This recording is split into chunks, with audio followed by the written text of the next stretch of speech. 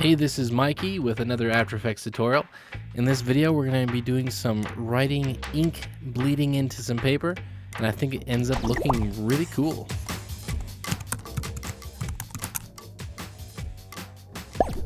Now, this is a pretty easy look to achieve. There's some little tricks to make it look like the ink is bleeding onto the paper.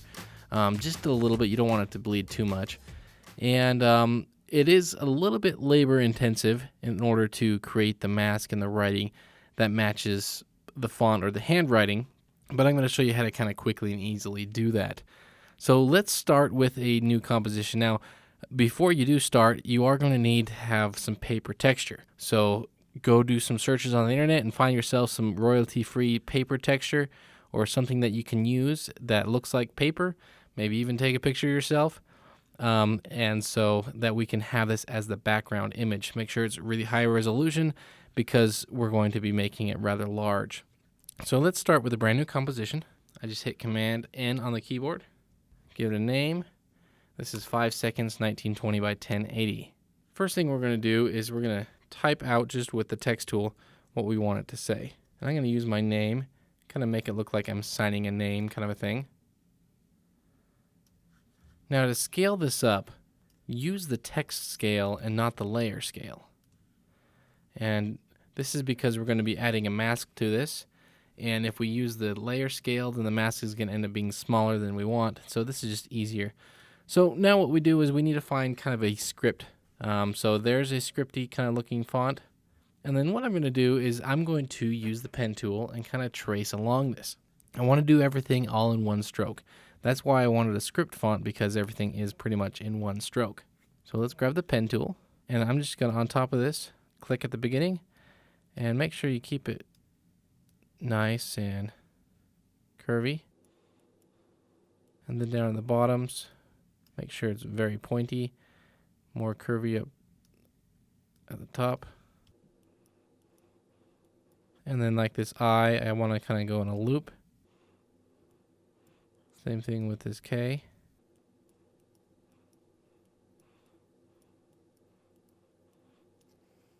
And at this point, you just kind of need to remember how to write cursive. I don't write cursive much anymore. And that's why it's good to have this font, the script.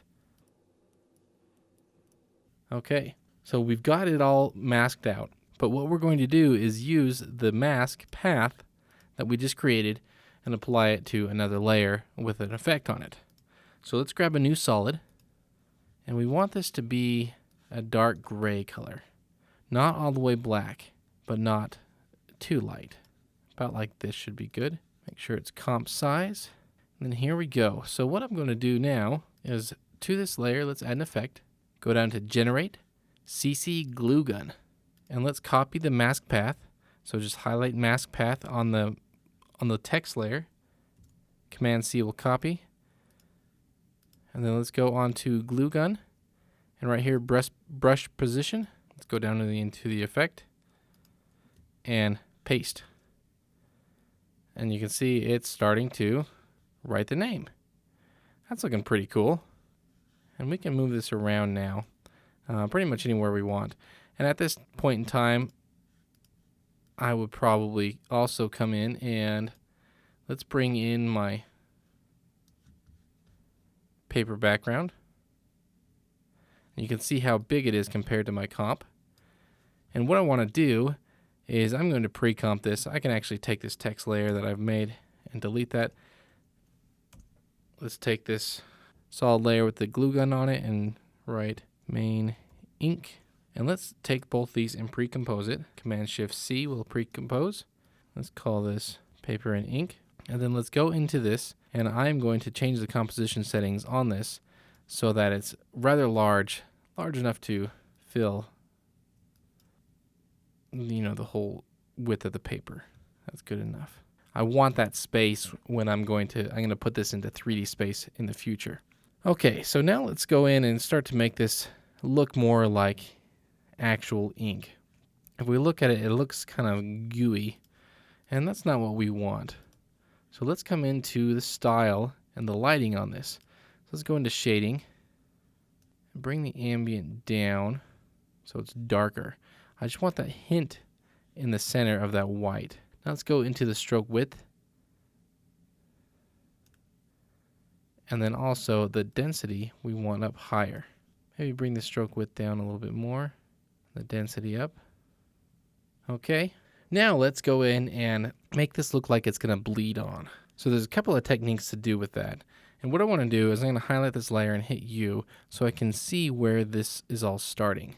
And if I don't like the speed, since these are roaming keyframes, you can see the little circles in between the two diamonds. I can just grab this last one and stretch it out, and everything in between will just kind of fit. So what I want to do is I want to make this feel kind of like ink bleeding on. And ink bleeds on at different rates. I can't have it just all go on and then kind of spread out.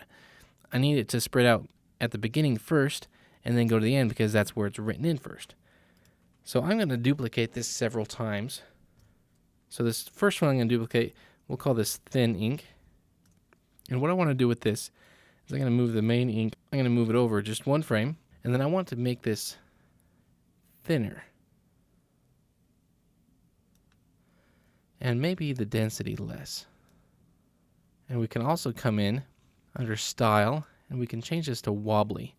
And that's not exactly what we want, but let's take the wobbly speed down to 0 and the height down to 0.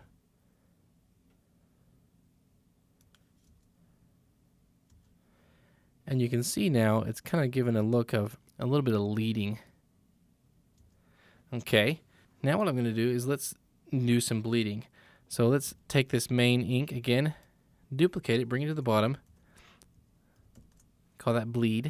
And then what I want to do, I want to add to this an effect. If you go to Stylize, Roughen Edges, let's solo both these bottom two layers so we can see what's going on. And the Roughen Edges is going to change the way the edge looks. And so we can come in here, I like to bring the scale down, and you can see it's kind of looking like the ink is bleeding into the paper. If you bring the scale down really far, just the border, edge softness, and what we can do is we can then take the stroke width, bring that out just a little bit more than the other one, and let's bring the opacity down just a tiny bit, and you can see it's going to start writing on and kind of bleeding out. Now I want this thin ink to kind of end at the same time, so I'm going to move the end position over one. So it's going to start further off, and then it's going to be kind of closer at the end. So I want one more ink bleed, and this one, another frame over. See how I staggered all these layers over so they all start at different times? I'm going to spin it out a lot, and then let's bring the opacity down even more. I might bring that in just a little bit. Okay, looking pretty good. All right. Now back into this. What I'm going to do is let's take this, turn it 3D. Let's rotate it in 3D space. Now let's bring in a new camera. Just the standard settings should be fine. Let's go to the end where we can see the whole name. And I'm going to use my camera tools and then do the track Z tool. Zoom in real close. Track XY. And then when we're this close, what we can do is let's add into the camera options. Let's turn on depth of field. Let's crank the aperture. And then let's go in and change the focal distance. And then you can see when you've got that depth of field, it makes it look like you're looking at, real paper, really close up. Also, let's add a light, because that's going to help the way this looks. So bring this back out. And maybe change the intensity on the light. Okay, let's zoom back in so we can see. I might want to go into this ink and paper. Let's take that paper effect and let's add some more contrast to it. So I'm just going to go to my curves, and I'm adding curves to the paper effect. Let's bring that down. So some of that texture really pops. That's looking good. Now what I want to do next is I want to adjust the focus of the camera, and I'm going to keyframe this. Let's keyframe the whole transform of the camera, so it's following the signature. So start up close, right where it starts, the signature starts. Keyframe all the transform. Let's go into the camera options. Make sure that that is also in focus.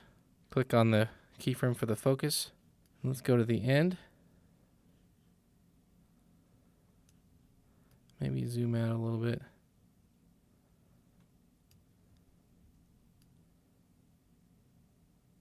Change the camera rotation just to make it look like a good fun camera move. Then we're also going to need to change the focus. And let's take a preview of that. That looks pretty darn cool. So that is signing your name in After Effects using the CC glue gun effect. Pretty cool. This is one of those effects that I don't use very often, but it does some really cool stuff. So I hope you learned a lot. If you have any questions, just put them down in the comments below. And if you decide to make a video using this technique, I want to see it. So go ahead and when you upload it to YouTube or wherever, just put a link in any of the comments below and link it to this video or link to any of my videos. And I'd like to see what you come up with. Thank you so much for watching, and we'll see you next time.